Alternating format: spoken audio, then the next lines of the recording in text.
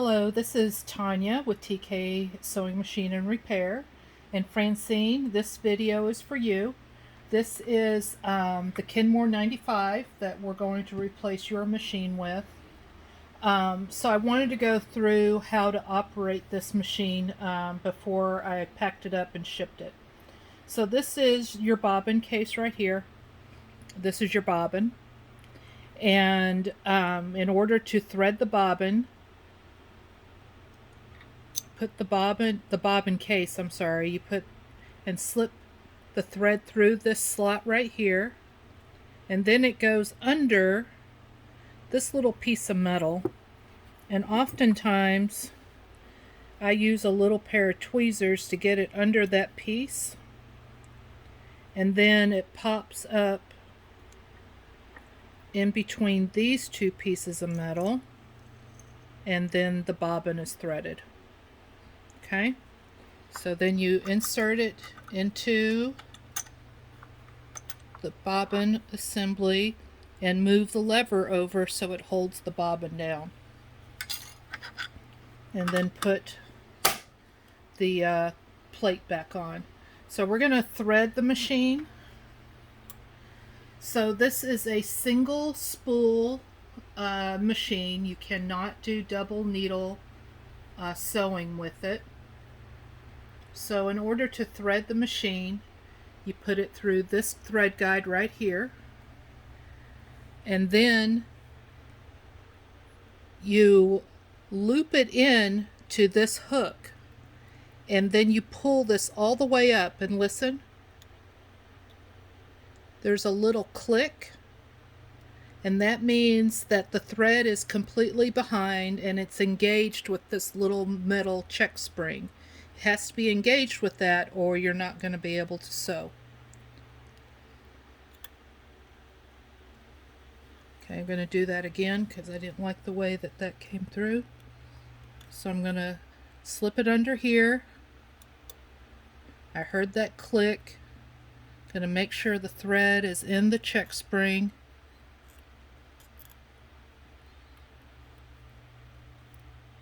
Yes, it is. Okay.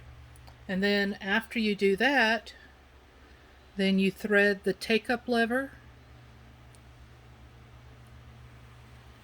And you do all this with the presser foot up through this thread guide. Get yourself a nice fresh end. And thread the machine. And as you can see, this machine threads from left to right.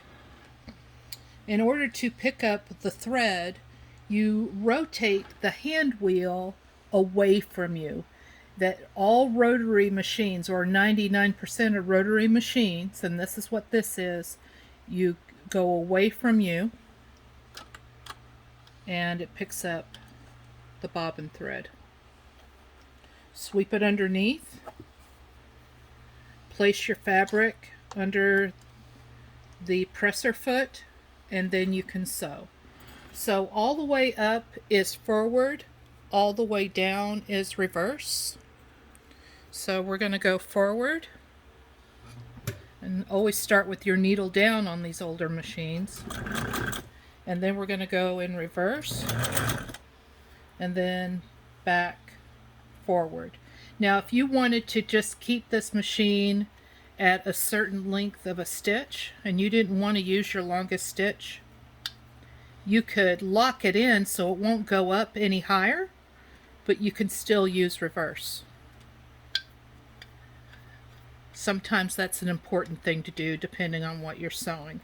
But one of the things about these machines that I really like is that the long stitches on them are just beautiful.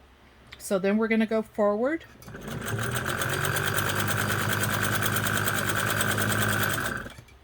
And roll the wheel away from me.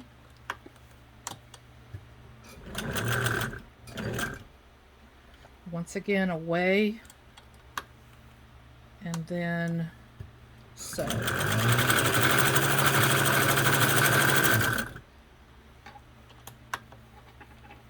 And then make sure that the take up arm is up, and then pull the fabric through.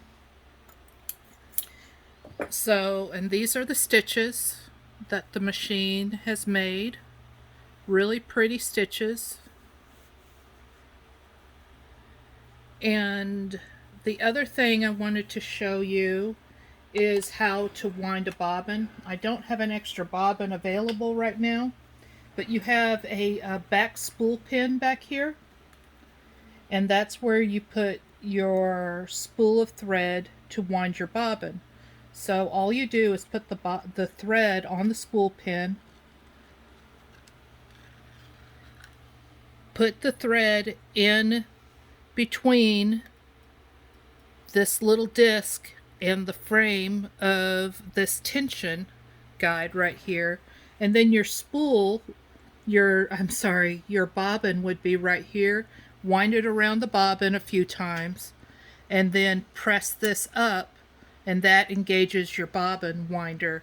And also, in order to keep the machine from sewing, you loosen the clutch wheel, and then it'll allow the machine, I'm going to make sure everything's out of the way, it allows the machine to wind a bobbin without engaging the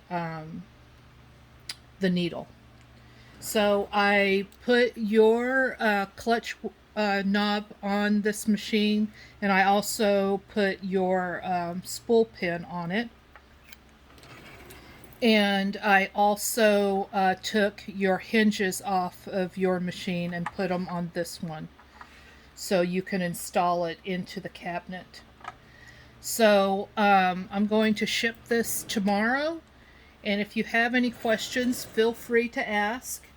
But once you get used to using this machine, I am sure you're absolutely going to love it. So thank you very much, and have a great day.